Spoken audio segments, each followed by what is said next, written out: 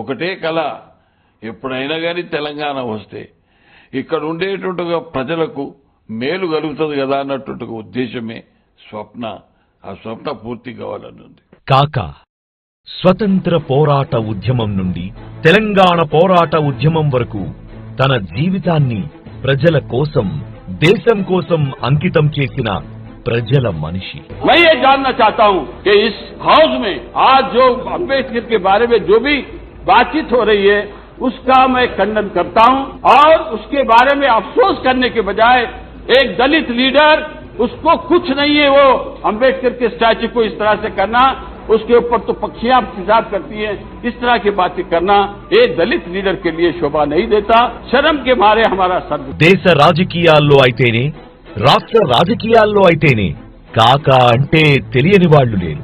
చిన్నతనంలోనే మహాత్మా గాంధీ గారిని చూసి దేశానికి సేవ చేయాలని ఒక పెద్ద నిర్ణయం తీసుకున్నారు. అది నిర్ణయం మాత్రమే కాదు, ఒక గొప్ప సంకల్పం. యుక్త వయసులోనే యూత్ కాంగ్రెస్ వర్కింగ్ ప్రెసిడెంట్ గా బాధ్యతలు చేపట్టారు. ఎన్నో ఉద్యమాల్లో పాల్గొన్నారు. తండ్రి మరణం బాధ కలిగించినప్పటికీ, కుటుంబ భారం తన భుజాలపైన ఉన్నప్పటికీ దేశం కోసం తన అడుగు ఎప్పుడూ ముందుకే పడుతూ ఉండేది. అది మన కాకా గొప్పతనం. భారతదేశం స్వతంత్ర గాలులు పీల్చుకున్నప్పుడు కాకా గారు జైల్లోనే సంబరాలు జరుపుకున్నారు. రజాకార్ల చేతుల్లో నలిగిపోతున్న తెలంగాణను చూసి కాకా బాధపడ్డారు. మళ్లీ పోరుబాట పట్టారు. నిజాం పాలన అంతమైన, రజాకారులు అణిచివేసిన తర్వాత కూడా ప్రజలకు కష్టమొచ్చిన ప్రతిసారి అండగా నిలబడ్డ నాయకుడు. భూస్వాముల దౌర్జన్యాలకు బలైపోతున్న ఎందరో ప్రజలకు ధైర్యాన్ని ఇచ్చారు మన కాకా గారు. నిలువు నీడలేని వారికి నీడ కల్పించారు. అలా గడ్డం వెంకటస్వామి కాస్త ప్రజల చేత గుడిసెల వెంకటస్వామిగా పిలువబడ్డారు. కాకాగా అందరి గుండెల్లో చిరకాలం నిలిచిపోయారు. ఏ కార్యకర్త అయినా పార్టీ నాకేమిచ్చింది, పార్టీ నాకేం చేసింది అనే ఆలోచిస్తూ ఉంటారు. కానీ కాకా గారు దానికి భిన్నంగా ఢిల్లీలో 24 అక్బర్ రోడ్లోని తన సొంత ఇంటిని కాంగ్రెస్ పార్టీ కార్యాలయంగా ఇచ్చారు. ఇప్పటికీ కాకా గారి ఇల్లే కాంగ్రెస్ పార్టీ ఆఫీసుగా కొనసాగుతుంది. కేంద్ర మంత్రిగా, కార్మికుల నాయకుడిగా ఆయన చేసిన సేవలను మర్చిపోలేం. కాకా గారికి ప్రజలంటే ఎంతో మమకారం. కాకా గారంటే ప్రజలకు అంతులేని అభిమానం. అందుకే 7 సార్లు ఎంపీగా గెలిపించారు. 3 సార్లు యూనియన్ మినిస్టర్ గా పనిచేసిన కాకా గారు దేశానికి, దేశ ప్రజలకు ఉపయోగపడే ఎన్నో కార్యక్రమాలు చేపట్టి ప్రజల రుణం తీర్చుకున్నారు. పరిశ్రమలు ఉన్న చోట ప్రజలకు ఉపాధి దొరుకుతుంది. అందుకే ముందు చూపుతో అప్పటి ప్రధాని మన్మోహన్ సింగ్ గారితో మాట్లాడి మన కాకా గారు 6,790 కోట్ల రూపాయల పెట్టుబడితో జైపూర్ పవర్ ప్లాంట్ స్థాపించారు. ఎంతో మంది పేదలకు ఉపాధి కల్పించారు. తెలంగాణ రాష్ట్రానికి విద్యుత్ ఉత్పత్తి పెంచారు మన కాకా గారు. జీవకోటి మనుగడకు మూలం నీరు. ఆ నీటి విలువ తెలుసు కాబట్టే కాకా గారు తనని నమ్ముకున్న ప్రజల దాహం తీర్చటం తన బాధ్యత అని 140 కోట్ల రూపాయలతో ఎల్లంపల్లి నుంచి చెన్నూరు వరకు పైప్ లైన్లు వేయించారు. ప్రజలకు త్రాగునీరు అందించారు. ఇప్పటికీ ఎంతో మంది దాహం తీర్చుతున్న ఘనత మన కాకా గారిది. పెన్షన్ పథకం తీసుకువచ్చి రిటైర్మెంట్ తర్వాత కూడా ఎన్నో కుటుంబాలు ఆనందంగా బ్రతుకుతున్నాయంటే కాకా గారి పుణ్యమే. సింగరేణి సంస్థకు, సింగరేణి కార్మికులకు ఎన్నో సేవలు చేశారు మన కాకా గారు. కష్టాల్లో ఉన్న సింగరేణిని ఆదుకోవడానికి 400 కోట్లు వడ్డీ లేని రుణాన్ని సింగరేణికి అందించారు మన కాకా గారు. సింగరేణిని నమ్ముకుని బ్రతుకుతున్న ఎన్నో కుటుంబాలు రోడ్డున పడకుండా ఆదుకున్నారు కాకా గారు. 18,000 కార్మికులకు భూపట్టాలు అందించారు మన కాకా గారు. 80,000 గుడిసె వాసులకు పక్కా ఇళ్లు కట్టించారు. వారి సొంతింటి కలల్ని నిజం చేశారు. పేదలకు నిత్యావసర వస్తువులు తక్కువ ధరకు ఇవ్వాలనే ఆలోచన ఎవ్వరికీ లేదు. అలాంటి విప్లవాత్మక నిర్ణయంతో ముందుకొచ్చిన నాయకుడు మన కాకా. పేదవాడి కడుపు నింపాలనే ఆయన ఆలోచన చాలా గొప్పది. ఏదో మొక్కుబడికి ఒక నెల రోజులు ఇస్తే అయిపోతుంది అని ఆయన అనుకోలేదు. ప్రతి నెల ఇవ్వాలి అని ఆయన సంకల్పం. ఆ సంకల్పం నుండి పుట్టినదే రేషన్ కార్డు వ్యవస్థ. రేషన్ కార్డు ద్వారా ప్రతి నెల నిత్యావసర వస్తువులను తక్కువ ధరకు అందించారు. కోట్లాది మంది పేద ప్రజల ఆకలి తీర్చారు. డాక్టర్ బిఆర్ అంబేద్కర్ విద్యా సంస్థ ద్వారా బడుగు బలహీన వర్గాల విద్యార్థులకు విద్యనందించారు కాకా గారు. కలం తాలూకా విలువ తెలిసిన మన కాకా గారు ఒక్క రూపాయి కూడా ఫీజు తీసుకోకుండా అన్ని సదుపాయాలతో పేద విద్యార్థులకు చదువునందించారు. ప్రత్యేకంగా బడుగు బలహీన వర్గాల పిల్లల కోసం ప్రభుత్వం తరపు నుండి స్కాలర్షిప్లు అందించారు మన కాకా గారు. డాక్టర్ బిఆర్ అంబేద్కర్ కాలేజీ ద్వారా ప్రతి సంవత్సరం 5,000 మంది విద్యార్థులు విద్యావంతులై సమాజంలో అడుగు పెడుతున్నారు. 1996 నుండి ప్రత్యేక తెలంగాణ నినాదాన్ని వినిపించిన తెలంగాణ ముద్దుబిడ్డ మన కాకా గారు. తుపాకీ తూటాలు ఆయన గుండెను చీల్చుకు వెళ్లిన తెలంగాణ నినాదాన్ని వదల్లేదు.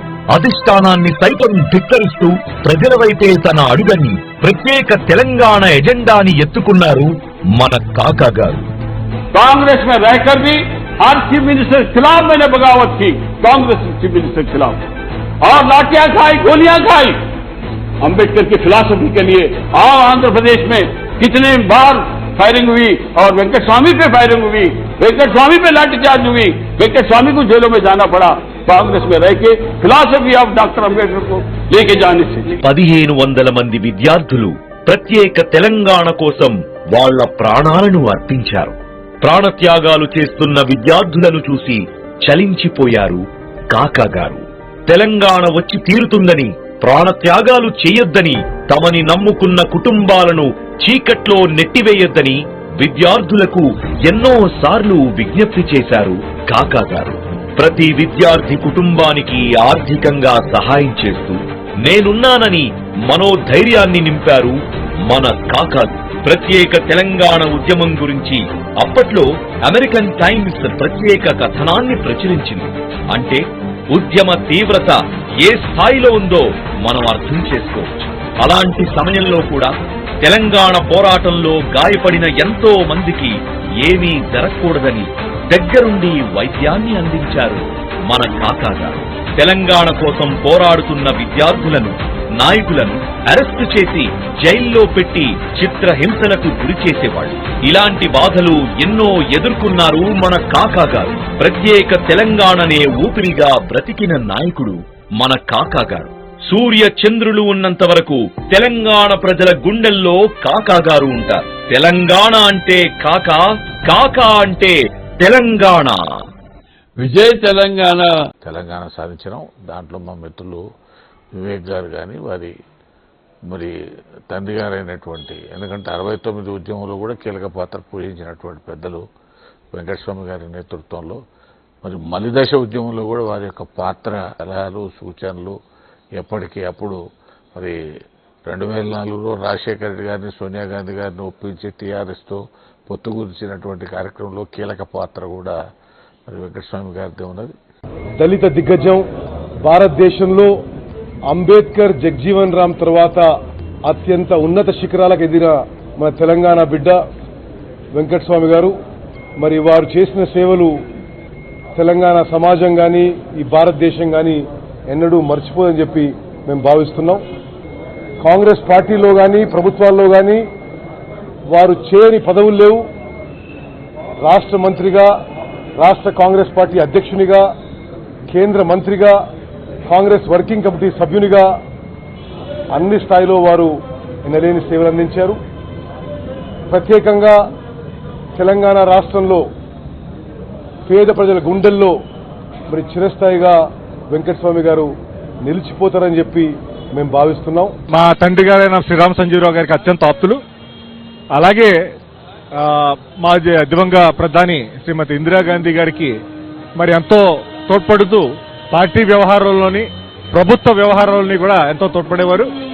ఆయన నిజంగా ప్రజల మనిషి, ఉన్నదన్నట్టు మాట్లాడే వ్యక్తి. ఆయన మంత్రిగా చేసినప్పుడు ఆయన శాఖకు ఎంతో వన్నె తెచ్చారు. అలాగే కాంగ్రెస్ పార్టీని బలోపేతం చేయడానికి మరి ఎంతో కృషి చేస్తున్న పెద్దలు వెంకటస్వామి గారి పెద్దలు ఈరోజు వారుంటే నూతన తెలంగాణ రాష్ట్రంలో వారి అనుభవము, వారి ఆలోచనలు ఈ నూతన రాష్ట్ర అభివృద్ధికి ఎంతో ఉపయోగపడేది. అయినా వారి ఆశయాలు, వారు చూపించిన మార్గాలు ఈ కొత్త రాష్ట్రం ఒక అభివృద్ధి పథకంలో వెళ్ళటానికి ఎంతో ఉపయోగపడుతుంది. వారు ఒక సీనియర్ కాంగ్రెస్ నాయకులుగా తెలంగాణ రాష్ట్రము ఆంధ్రప్రదేశ్కే పరిమితం కాకుండా దేశవ్యాప్తంగా అటు పరిపాలనలో కానీ, పార్లమెంటరీ వ్యవస్థలో కానీ, పార్లమెంటరీ కమిటీల్లో కానీ వారు సూచించిన మార్గాలు, వారు ఇచ్చిన రిపోర్ట్స్ భారతదేశంలో ఉన్న బడుగు బలహీన వర్గాల చెందిన పేదవారిని ఆదుకునటానికి వారు ఇచ్చిన సూచనలు ఈరోజు ఈ పేద ప్రజల భవిష్యత్తుకు అభివృద్ధికి ఎంతో ఉపయోగపడుతుంటాయి. ఒక మంచి వ్యక్తిగా, ఒక గొప్ప వ్యక్తిగా, ప్రత్యేకంగా జాతీయ రాజకీయంలో ఒక వెలుగొందిన మహామనిషి, ప్రత్యేకించి అణగారిన వర్గాలకు సంబంధించిన ప్రత్యేకమైన అంశాలని, ఎస్సీ ఎస్టీ బలహీన వర్గాలు మైనారిటీ వర్గాలకు సంబంధించిన ఒక ప్రత్యేకమైన అంశాలని వారి ప్రస్తావన తీసుకురావడంతో పాటు ఆ సమస్యల పరిష్కారానికి మరి ఒక పాలసీ నిర్ణయం సందర్భంలో ఉన్నప్పుడు అనేక సమస్యలను పరిష్కారం చేసిన వ్యక్తిగా. రెండో అంశం ఏంటంటే ఈరోజు మా సింగరేణి వ్యవస్థకు సంబంధించి మొత్తం తెలంగాణ ప్రాంతానికి సంబంధించిన ఒక పెద్ద పరిశ్రమ, ఆ పరిశ్రమకు సంబంధించి మూతపడే సందర్భంలో ఆయన మంత్రిగా ఉండి సింగరేణి వ్యవస్థను కాపాడిన వ్యక్తి. మరి మా ప్రాంతానికి అనేక మార్లు ప్రాతినిధ్యం వహించి మా ప్రాంత వాసులతో కూడా అందరితో సత్సంబంధాలు పెట్టుకొని ఒక గొప్ప నాయకుడిగా ఉన్న మాకందరికీ కూడా అదృష్టం.